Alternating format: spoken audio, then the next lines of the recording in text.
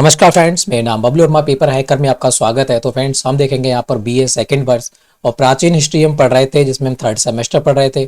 और ये हमारा जो यूनिट नंबर रहने वाला है वो अपना हो जाता है थर्ड यूनिट, और पेपर नंबर हो जाएगा 202, मतलब सेकंड पेपर अपना यहाँ पर रहने वाला है। ठीक है, और हम हर क्वेश्चन को ट्रिक से याद करने की कोशिश करते हैं, जो कि हमें लॉन्ग समय तक याद रहे। ठीक है, तो बढ़ते हैं फटाफट, क्योंकि औरों की तरह हमें औरों से कुछ बेस्ट नहीं पढ़ेंगे, तब तक हमें फ़ायदा नहीं चलेगा। ठीक है ना, क्योंकि और जो पढ़ा रहा है उससे बेहतर नहीं पढ़ेंगे तो कैसे पढ़ोगे। ठीक है ना, तो स्टार्ट करते हैं फटाफट।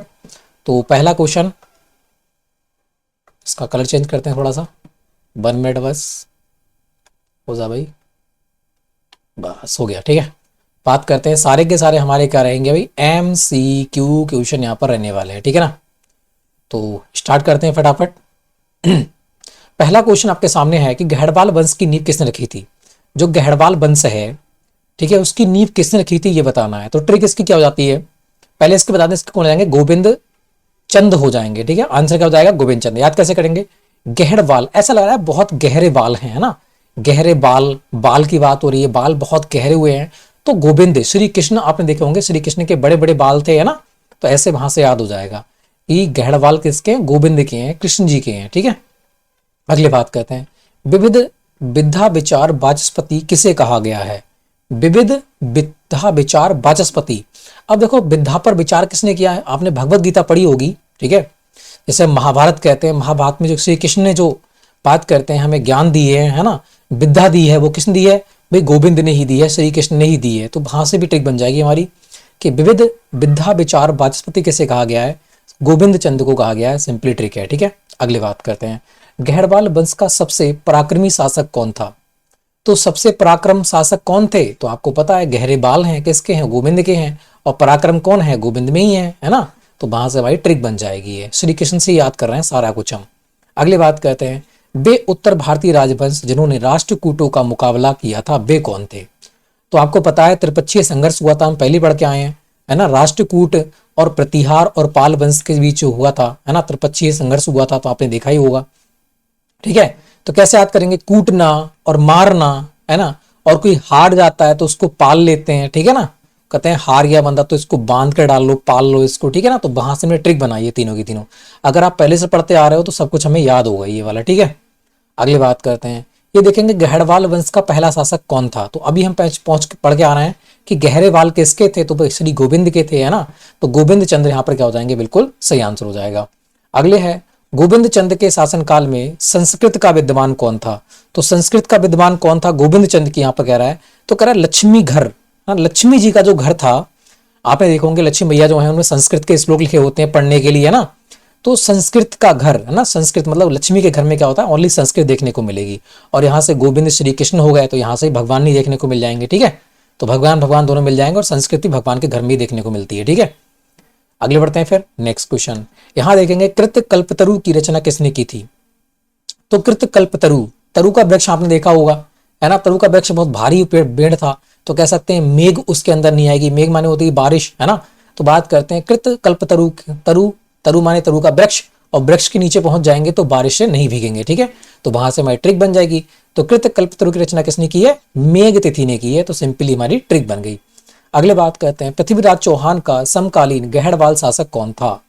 तो पृथ्वीराज चौहान कौन था भाई, वो था जयचंद। आपको पता है पृथ्वीराज चौहान का दोस्त, क्योंकि पृथ्वीराज थर्ड था ये। ठीक है, इसका दोस्त कौन था, जयचंद था। जयचंद ने धोखा दिया था पृथ्वीराज चौहान के लिए। ठीक है, क्यों दिया था, क्योंकि संयोगिता जो जयचंद की बेटी थी इसको पृथ्वीराज चौहान उठाकर ले गया था, है ना। अगले बढ़ते हैं, फिर मोहम्मद गौरी से जयचंद मिल जाता है, और फिर वहां पर जो तराइन का सेकंड युद्ध है उसमें पृथ्वीराज चौहान हार जाते हैं और मोहम्मद गौरी जीत जाता है। अगले बात करते हैं, आख्यानों के अनुसार जयचंद की पुत्री संयोगिता का अपहरण किसने किया था। तो अभी मैंने कहा था ना, जयचंद की बेटी थी, इसका नाम था संयोगिता। संयोगिता को कौन उठा के ले आता है, पृथ्वीराज चौहान उठा के ले आता है। फिर उसके बाद में जो थर्ड तराइन का युद्ध होता है 1192 में, ठीक है, उसमें जो जयचंद है वो किसका साथ देता है, मोहम्मद गौरी का साथ देता है, और यहाँ पर जो पृथ्वीराज चौहान है वो मारे जाते हैं। ठीक है, उसके बाद में 2 साल के बाद जयचंद को ही मार देता है मोहम्मद गौरी, जो अपना चंदावर का युद्ध होता है इसके अंदर। ठीक है, जो हम पहले पढ़ के आए हैं, अगर आप पहले से पढ़ रहे हो तो सब कुछ याद होगा आपके लिए। अगली बात करते हैं, किस गहड़वाल शासक ने राजसूय यज्ञ करवाया था। तो राजसूय यज्ञ कौन करवाएंगे ये बताना है। तो युग में आपको पता है जब यज्ञ होता है तो क्या होती है, जय जयकार होती है ना। जब यज्ञ करते हैं तो क्या होती है, जय जयकार होती है। तो राज सूर्य यज्ञ कौन करवाएंगे, सूर्य महाराज की जय, ऐसे याद कर लो। जय जय जयकार कहाँ होती है, यज्ञ में होती है ना, कहते हैं भगवान जी की जय पढ़ते हैं। तो अगली बात करते हैं, मोहम्मद गौरी ने जयचंद को किस युद्ध में पराजित किया था। तो आपको पता है मोहम्मद गौरी ने जयचंद कौन सा, चंदावर का युद्ध, पानीपत का तृतीय युद्ध जो 1700 तुम्हारे 61 में हुआ था, ठीक है। चंदेरी का युद्ध कब हुआ था, ये चंदेरी का युद्ध हुआ था तुम्हारे 1 मिनट, चंदेरी का युद्ध, चंदेरी मैदनी राय, हाँ बाबर मैदनी राय के बीच हुआ था ये चंदेरी, चंदेरी है अभी, उठा ले फटाफट, हाँ 28 में। तो बात करते हैं ये हुआ था 1528 में, ठीक है। 1528 में कौन सा हुआ था, चंदेरी का हुआ था, मैदनी राय और बाबर के बीच। और जो बच गया देखो, जय चंद चंद चंदा, चंद चंदा, तो चंदावर का युद्ध किसके बीच हुआ था, तो बात करते हैं मोहम्मद गौरी पृथ्वी चौहान के बीच हुआ था, सॉरी मोहम्मद गौरी और जयचंद के बीच हुआ था, क्योंकि चंद है तो चंद होगा, ठीक है। तो चंदावर का कब हुआ था, चंदा चंदा चंदा 94, तो 1194, चंदा 94 चंदा 94, वहां से ट्रिक बन जाएगी हमारी, ठीक है। आगे बढ़ते हैं फिर नेक्स्ट की बात करते हैं, मोहम्मद गौरी और जयचंद के बीच युद्ध कब लड़ा गया था। तो अभी हमने देखा था ना, चंदा चंदा चंदा 94, चंदा 94 है ना, तो चंदावर का युद्ध 94 में, नाम में ही चंदा छुपा हुआ है, तो चंदा चंदावर चंदा 94, दोनों में युद्ध हुआ था, ठीक है। आराम से ट्रिक बन गई हमारी। अगले बढ़ते हैं नेक्स्ट क्वेश्चन की ओर, ठीक है। नेक्स्ट क्वेश्चन है, संस्कृत के प्रख्यात विद्वान श्री हर्ष को किसने संरक्षण प्रदान किया था। अब बंदा बहुत हंस रहा है ना, बहुत हंस रहा है बंदा, क्यों हंस रहा है बहुत, एक बार बताओ। जब बंदा हंसेगा क्यों हंसेगा, क्योंकि भाई जय जयकार उसकी होगी तभी तो हंसेगा, वरना क्यों हंसेगा बंदा। हंस रहा है, उसे संरक्षण दिया जा रहा है, क्यों, तो वो हंस रहा है, जय जयकार उसकी हो रही तभी तो हंस रहा है। तो ऐसे याद कर लो कि हंसने वाले को संरक्षण दोगे तो उसकी क्या होगी, फिर तो जय जयकार हो जाएगी उसकी, तो है ना। अगले बात करते हैं नैषद चरित तथा खड़ुनर बाग की रचना किसने की थी। तो ऐसा लग रहा है खड़ूनर बाग, खड़ू माने खड़ूस की बात कर रहे हैं यहाँ पर, और यहाँ पर कह रहा है नाश, नाश हो जाना है ना, नैषद चरित, तो नाश हो जाना, किसी चीज का नाश हो जाएगा तो बंदा हंसेगा, है ना। और कोई खड़ूस बंदा होगा तब भी उसके ऊपर क्या करते हैं, लोग हंसते हैं। तो नाश हो जाएगा किसी का तब भी लोग हंसेंगे, और खड़ूस हो जाएगा तब भी लोग हंसेंगे उसके ऊपर। तो वहां से हमारी ट्रिक बन जाएगी, ठीक है। तो श्री हर्ष आराम से याद रहेगा। अगले बात करते हैं, गहड़बाल वंश की स्वतंत्रता का जनक कौन था। तो गहड़बाल वंश की स्वतंत्रता का जनक कौन था, ये बताना है। जब स्वतंत्र पूछे तो वहां से याद कर लो, बालों में से स्वतंत्र क्या चीज हो सकती है। तो आपको कहे श्री शंकर जी, शंकर भगवान जो है अपने, उनके बालों में क्या है, चांद हिलगा हुआ है, ठीक है। और उसको स्वतंत्र होने की बात है, तो बालों में से स्वतंत्र कौन हो जाएगा भाई, चांद हो जाएगा। इसका मतलब क्या हो जाएगा, चंद्रदेव यहाँ पर क्या हो जाएंगे, बिल्कुल सही आंसर हो जाएगा तुम्हारा, ठीक है। तो गहड़बाल वंश का स्वतंत्रता का जनक किसे कहा जाता है, चंद्रदेव को कहा जाता है। सिंपली हमारी ट्रिक बन गई कि बालों में से स्वतंत्र कौन हो गया, चांद हो गया, ठीक है। अगले बात करते हैं, किस गहड़बाल शासक को तुर्क आक्रमणकारियों ने कन्नौज पर आक्रमण कर बंदी बना लिया था। तो कन्नौज पर आक्रमण किया था और बंदी बना लिया था, किसको बना लिया था बताना है। सॉरी, किसे बना लिया था, तो बात करते हैं चंद्रदेव को बंदी बना लिया था, ठीक है। तो जो कोई ऐसा लग रहा है चांद है ना, चांद आप देखते हो, चांद देखते हो आसमान में तो कैसा दिखता है, बहुत नन्ना सा दिखता है, बहुत छोटा सा दिखता है ना। ऐसा लगता है कि इसका कन दिखाई दे रहा है, छोटा सा है ना, छोटा सा कन दिखाई देता है। तो वहां से याद कर लेंगे कि कन्नौज कन दिखाई देगा किसका, चांद का, थोड़ा सा, ठीक है, थोड़ा सा हिस्सा दिखाई देता है पृथ्वी से हमारे लिए। तो वहां से हम ट्रिक बनाएंगे छोटी सी। अगले बात करते हैं, किस गहड़बाल शासक के सिक्कों पर बैठी हुई लक्ष्मी का अंकन है। तो बैठी हुई लक्ष्मी का अंकन कहां देखने को मिलेगा, तो हमने कहा ना लक्ष्मी मैया कहां देखने को मिलेंगी, लक्ष्मी का घर गोविंद चंद के यहाँ पर, ठीक है, गोविंद भगवान है, वहां पे लक्ष्मी जी हैं।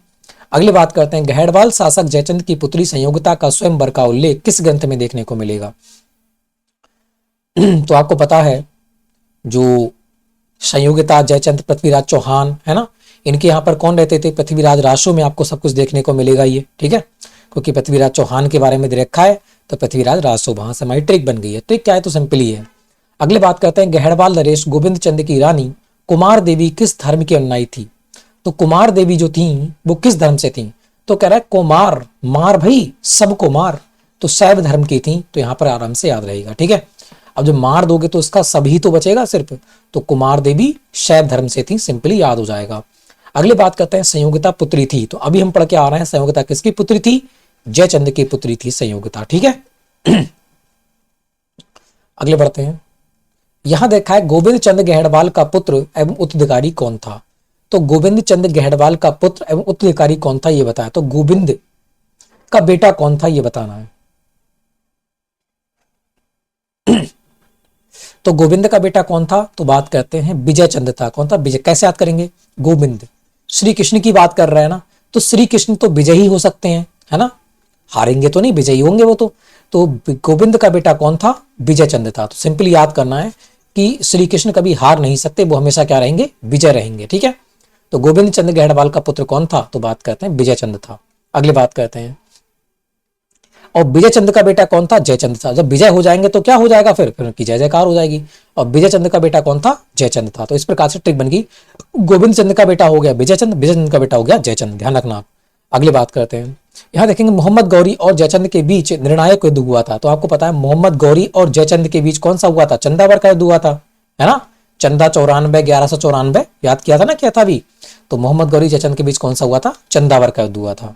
अगले बात करते हैं, देखेंगे तुम्हारा गहड़वाल नरेश जयचंद और पृथ्वीराज तृतीय के बीच शत्रुता का उल्लेख किया गया है। तो एक ही पॉइंट है, पृथ्वीराज राशों में, ठीक है, नाम में छुपा हुआ है। अगले बात करते हैं, विजय चंद गहड़वाल का उत्तराधिकारी था। तो विजय चंद का बेटा कौन था, अभी पढ़ के आए, विजय होगी तो उसकी क्या होगी, जय जयकार होगी। तो गोविंद का बेटा विजय चंद और विजय चंद का बेटा कौन होगा, जयचंद। ठीक है, अगली बात करते हैं,